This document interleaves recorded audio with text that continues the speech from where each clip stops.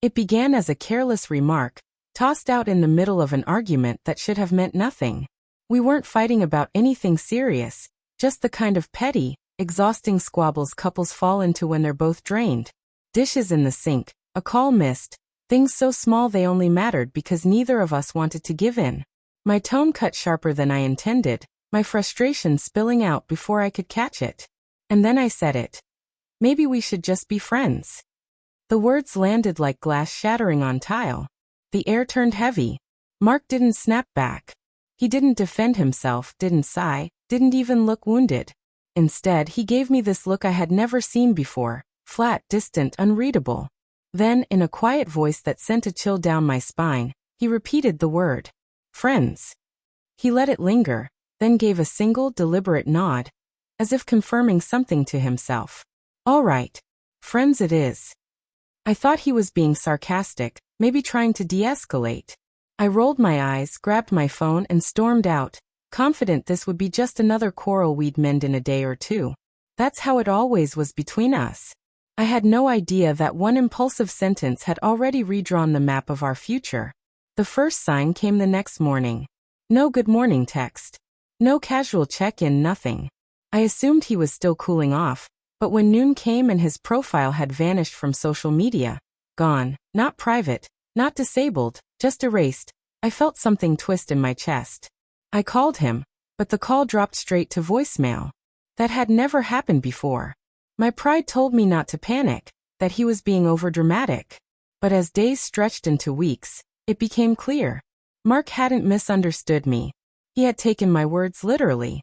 When I said we should be friends, he took it as the end. Not just of the argument, not just of the relationship, but of me and his life. He deleted me, piece by piece. No texts, no calls, no lingering ties. I wasn't his girlfriend anymore. I wasn't even someone worth remembering.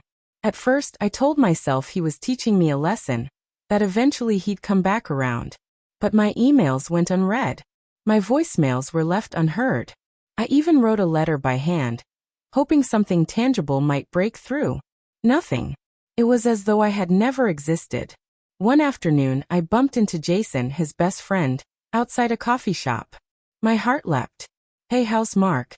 I asked, forcing a casual tone, even though panic simmered under my skin. Jason's shoulders stiffened.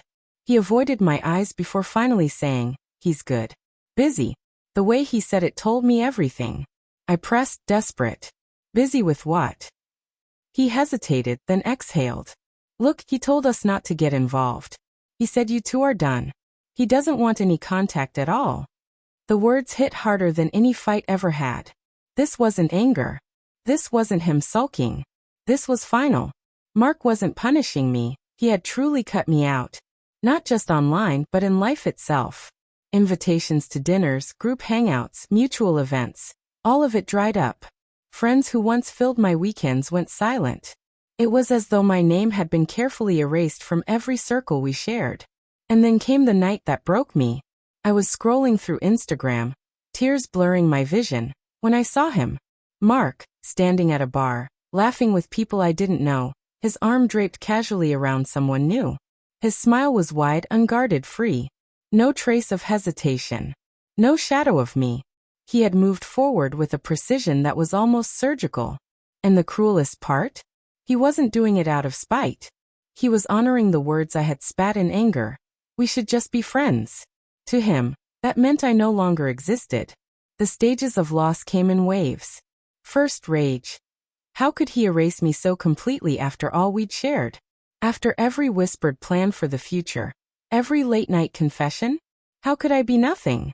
Then denial, replaying that night over and over, convincing myself he had misunderstood, that if I could just explain he would see. But explanations need ears willing to hear, and his were sealed shut. Finally, acceptance arrived, not because I welcomed it, but because it was the only choice left. My last attempt came months later. I waited outside his office, rehearsing every word in my head. When he stepped out, I called to him, trembling. Mark, please, can we just talk? I didn't mean it the way it sounded. I was angry. I was stupid. He stopped. For a split second, I thought I saw a flicker of the man I once loved. But then he shook his head slowly.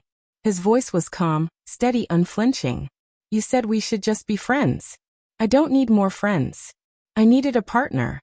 And if you couldn't see that in me, then there's nothing left to talk about. And then he walked past me without another glance. That was the last time I saw him. Now, months later, the silence he left behind still clings to me. I reach for my phone when something funny happens, only to remember there's no one to send it to. The bed feels too wide. The playlists we made together sit muted. His absence lingers like a shadow in every corner of my life. I thought I was being dramatic when I threw out those words, that telling him we should just be friends would make him fight for me, prove his love. Instead, I handed him permission to let go. And he did, completely, cleanly, and without looking back.